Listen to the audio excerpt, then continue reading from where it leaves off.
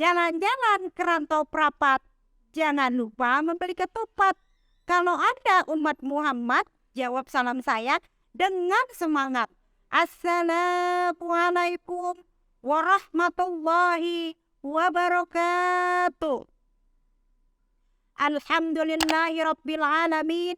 Assalatu wassalamu ala ashrafil anbiya'i wal mursalin wa ala alihi wa sahbihi ajmain. Wa qala Allah ta'ala fil Qur'anil Karim, a'udzu billahi minasyaitonir rajim. Bismillahirrahmanirrahim. Wabtaghi fima ataqallahu daral akhirah wa la tansa nasibaka minad dunya wa ahsin kama ahsanallahu ilaika wa la tabghil fasada fil ardh. Innallaha la yuhibbul mufsidin. Wa qala fi hadisi Rasulillahi sallallahu alaihi wasallam, Bismillahirrahmanirrahim. Khairukum man ta'allamal Qur'an wa 'allamahu. Sadaqallahu wa sadaqar Rasul. Sobat Ngedei yang dirahmati Allah, pertama sekali marilah kita ucapkan puji dan syukur kehadirat Allah Subhanahu wa taala yang telah memberikan nikmat kesehatan, nikmat kelapangan waktu, sehingga kita dapat bermuajahah, bertatap muka dalam kegiatan ini, yaitu ceramah Ramadan. Salawat dan salam kita hadiahkan kepada Habibina wa Syafi'ina Nabi Muhammad sallallahu alaihi wasallam yang telah berhasil merevolusi dunia dari zaman kebodohan menuju zaman yang diterangi oleh cahaya ilmu. Mudah-mudahan kita sebagai pengikutnya mendapatkan syafaatnya ya di yaumil akhir. Amin, amin ya rabbal alamin. Sobat Ngedei yang dirahmati Allah, dalam kesempatan kali ini saya akan memaparkan materi tentang kisah Nabi Ilyasa yang dirahmati Allah. Nabi Ilyasa merupakan salah satu 25 nabi yang akan dibahas pada kesempatan kali ini. Yang pertama, hubungan Nabi Ilyasa alaihissalam dengan Nabi Ilyas alaihissalam. Jadi antara Nabi Ilyasa dengan Nabi Ilyas tak hanya memiliki kesamaan nama. Nabi Ilyasa alaihissalam dan Nabi Ilyas alaihissalam juga ternyata memang memiliki keterkaitan satu sama lain. Latar belakang Nabi Ilyasa sendiri adalah seorang anak kandung dari Asbat yang kemudian dijadikan anak angkat oleh Nabi Ilyas. Sobat Ngedei yang dirahmati Allah, sebelum itu keduanya pernah bertemu.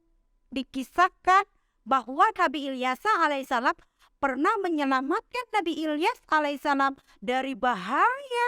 Saat itu Nabi Ilyas dikejar oleh kaumnya yang durhaka kepada ajaran Allah dan menentang keberadaan sang Nabi. Karena pembangkangan kaum tersebut, mereka pun diberikan azab berupa kemarau yang panjang, kemudian menyebabkan kekeringan. Tak terima dengan azab yang diberikan, kaum tersebut pun memutuskan untuk mengejar Nabi Ilyas alaihissalam. Sobat Ngedei yang dirahmati Allah, Nabi Ilyas alaihissalam pun akhirnya melarikan diri dari kejaran kaumnya yang sedang dilanda amarah itu. Dalam pelariannya, Nabi Ilyas alaihissalam dibantu dan dipersilahkan bersembunyi di rumah Nabi Ilyasa alaihissalam. Momen ini menjadi pertemuan pertama mereka berdua. Saat pertemuan pertama itu, Nabi Ilyasa alaihissalam masih kecil dengan usia yang sangat belia. Selain itu, ada suatu penyakit keras yang dialami Nabi Ilyasa alaihissalam yang masih kecil itu. Merasa berhutang budi karena sudah ditolong oleh Nabi Ilyas alaihissalam, Nabi Ilyas alaihissalam pun memohon kepada Allah agar meringankan kondisi dan menyembuhkan penyakit yang dialami oleh Nabi Ilyas alaihissalam pada saat itu. Setelahnya, keduanya pun semakin dekat seperti saudara. Dan Nabi Ilyas alaihissalam juga kerap mengajari Nabi Ilyas alaihissalam mengenai dakwah yang dijalankannya selama ini. Sobat Ngedei yang dirahmati Allah, yang selanjutnya kisah Nabi Ilyas alaihissalam menjadi penerus Nabi Ilyas alaihissalam. Nabi Ilyas alaihissalam diutus oleh Allah Subhanahu wa taala untuk mendakwai kaum Bani Israel. Pasca wafatnya Nabi Ilyas alaihissalam, estafet dakwah pun berlanjut ke tangan Nabi Ilyasa alaihissalam. Kaum Bani Israel yang sudah mulai berada di jalan yang lurus dan melaksanakan perintah Allah mulai mengendur imannya pasca wafatnya Nabi Ilyas alaihissalam. Kaum Bani Israel saat itu tinggal di daerah yang dikaruniai sumber daya alam yang melimpah. Karena kelimpahan sumber daya alam itu ditambah dengan wafatnya Nabi Ilyas alaihissalam, kaum Bani Israel ini pun perlahan mulai kembali menyembah berhala seperti dahulu kala. Sahabat muda yang dirahmati Allah, oleh karena itulah Nabi Ilyas alaihissalam meneruskan perjuangan dakwah untuk kembali menyadarkan kembali Bani Israel.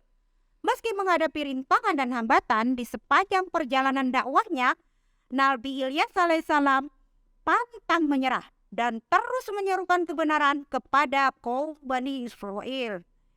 Ia juga selalu mengingatkan akan datangnya hari akhir nanti, keberadaan surga dan neraka di akhirat, serta kehidupan kekal yang akan dialami manusia saat di akhirat. Namun dakwahnya tersebut justru tidak dihiraukan oleh Bani Israel. Akhirnya Nabi Ilyas alaihissalam memohon petunjuk dan pertolongan kepada Allah Subhanahu wa taala untuk menghadapi pembangkangan Bani Israel. Allah Subhanahu wa taala pun menjawab doa Nabi Ilyas alaihissalam dengan menurunkan adab kepada kaum Bani Israel yang kembali dilanda kekeringan. Namun ternyata mereka tetap tak mau menyadari kesalahan dan bersikap angkuh dan pongah. Adab berupa bencana, kekeringan itu pun akhirnya semakin parah dan tidak kunjung berakhir, sehingga menyebabkan banyak di antara kaum yang durhaka tersebut kelaparan dan kehausan. Tak kuat menahan ajab pedih yang ditimpakan, akhirnya satu persatu kaum yang membangkang itu pun mati karena kekeringan. Begitu juga negeri mereka yang indah menjadi hancur dan tak dapat dibangun kembali. Akhirnya Nabi Ilyas alaihissalam dan para pengikutnya setia pun memutuskan pergi dari negeri yang telah hancur tersebut dan pindah ke negeri lain. Kisah Nabi Ilyas memakmurkan negerinya. Setelah berpindah dari negeri yang telah hancur karena ajab tersebut, Nabi Ilyas dan seluruh pengikutnya memulai kehidupan baru dan membangun negeri baru di tempat lain. Nabi Ilyas alaihissalam pun menjadi pemimpin atas negeri baru itu. Ia menjadi seorang pemimpin yang terkenal akan kebijaksanaannya, keadilannya. Berkat kemampuan memimpinnya itu, negeri tersebut pun tumbuh menjadi makmur dan sejahtera.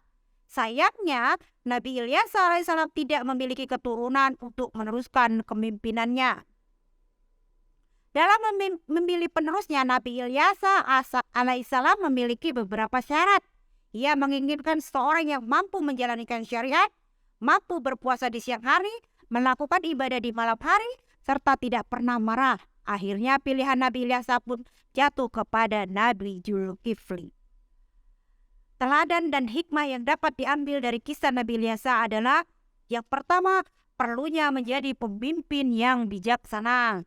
Yang kedua, tidak pernah berputus asa dari pertolongan Allah.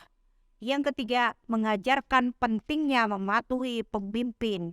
Yang keempat, mengingatkan untuk takut pada murka Allah. Sobat muda yang dirahmati Allah, sampai di sini ceramah Ramadan pada hari ini. Mudah-mudahan bermanfaat bagi kita semuanya. Selamat menjalankan ibadah puasa. Mudah-mudahan ibadah puasa kita diterima oleh Allah Subhanahu wa taala. Sebelum saya akhiri, mohon maaf apabila ada kesalahan. Kalau ada kebenaran itu datangnya dari Allah.